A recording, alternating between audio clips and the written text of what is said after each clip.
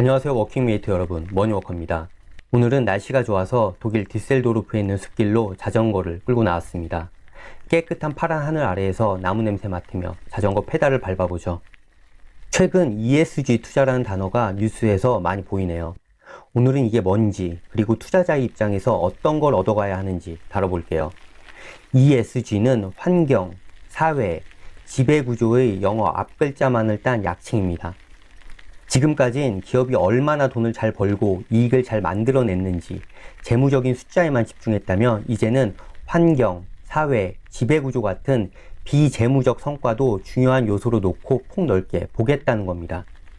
즉 환경적으론 탄소 배출을 줄이면서 기후변화에 긍정적 영향을 미치는지, 사업장에서 환경오염물질을 적게 배출시키는지, 친환경 제품 개발을 위해 어떤 노력을 하고 있는지도 보겠다는 거고, 사회적으로는 고용 평등과 고용 다양성을 위해 애쓰고 있는지, 지역사회에 어떤 긍정적 영향을 만들어내고 있는지, 시장에서 공정하게 경쟁하고 있는지도 보겠다는 거죠.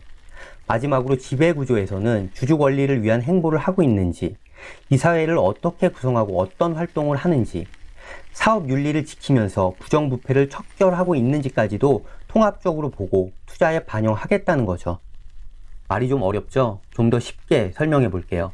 머니워커 초등학교가 있다고 가정해 볼게요.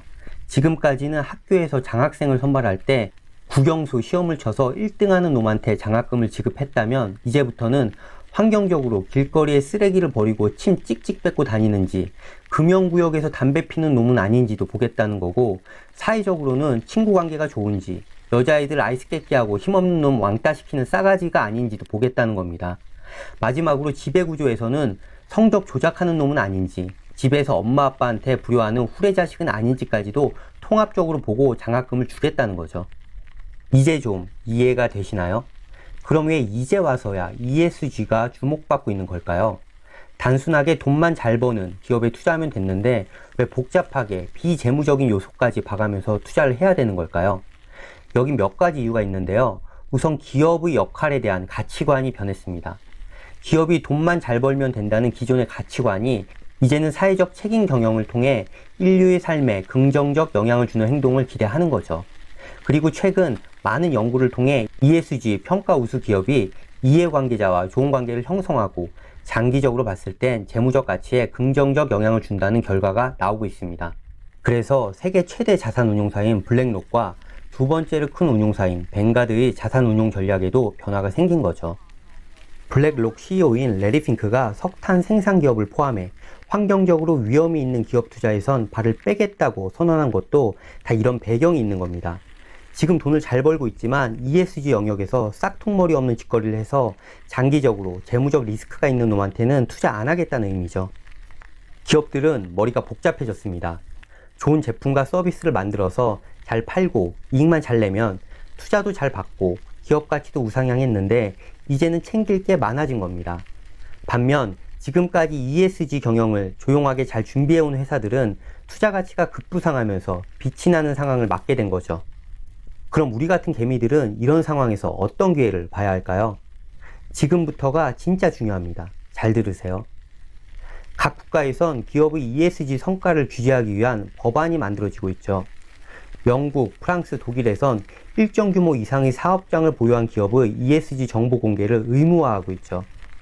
우리나라는 비재무적 정보 공개를 포괄하는 자본시장법 개정안이 입법 대기 중에 있고요. 이런 흐름에 맞춰 당연히 ESG 투자 시장은 엄청나게 성장하고 있습니다. 그럼 ESG 평가 우수 기업에 투자하면 될까요? 제가 과거 영상에서 돈 되는 투자는 2차적 사고에서 나온다고 했었죠. ESG 평가 우수 기업에 투자하는 건 눈에 보이는 1차적 사고인 거고 남들도 똑같이 이렇게 생각하고 있습니다. ESG가 메가 트렌드라면 기업들은 대응하는 방향으로 경영 전략을 수정할 겁니다. 지금까지와는 다른 전략을 짜고 앞으로의 행보도 달라질 거란 얘기죠. 그래서 지금 ESG 평가 우수 기업을 예측해내기란 쉽지 않습니다. 당장 회사의 매출과 이익도 예측해내기 어려운데 이것까지 해낼 수는 없죠. 너무나도 불확실한 투자입니다. 제가 주목하는 기업은 바로 ESG를 평가하는 평가기관입니다. 현재 ESG 평가하는 곳이 몇 군데 있는데요. 평가기관에 따라 그 결과가 3등급 이상 차이가 난다는 기사를 봤습니다. 평가 기관마다 평가 항목과 기준이 다르기 때문이죠. ESG 평가는 글로벌 스탠다드가 아직 만들어지지 않았다는 걸 의미합니다. 하지만 ESG 중심의 비재무 영역 관리가 중요해지고 있는 건 자명한 사실이고, 이 시장도 신용평가 시장처럼 자리가 잡히면 지금이 무디스가 공신력 있는 신용평가 기관으로 입지를 다진 것과 같이 누군가는 그 자리를 차지할 겁니다. 그래서 전 MSCI나 레피니티브의 움직임을 잘 살펴보고 있습니다. ESG를 좀 거시적으로 보면 다른 관점으로도 생각이 드네요.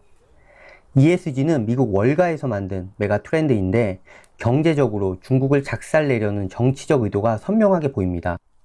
중국은 ESG 경영에 엄청나게 취약한 환경을 갖고 있습니다. 환경적으로는 대응하기 가장 어려운 분야가 제조업인데, 중국은 세계의 공장으로 불리는 제조업 국가잖아요. 제조업과 환경은 양극입니다. 사회적으로는 신장 위구르 인권 문제나 노동자 탄압은 더 이상 얘기할 것도 없죠. 지배구조 측면에서는 관시 문화의 뇌물이나 기업의 분식 회계는 아직까지도 빈번하죠. 즉 미국이 중국으로 들어가는 돈줄을 끊어내려고 ESG라는 메가 트렌드를 만든 게 아닐까? 이런 생각도 듭니다. 오늘은 혀가 좀 길었네요. 여기까지 할게요. 오늘 산책이 의미 있었다면 다음에도 함께 하시죠. 그럼 이만.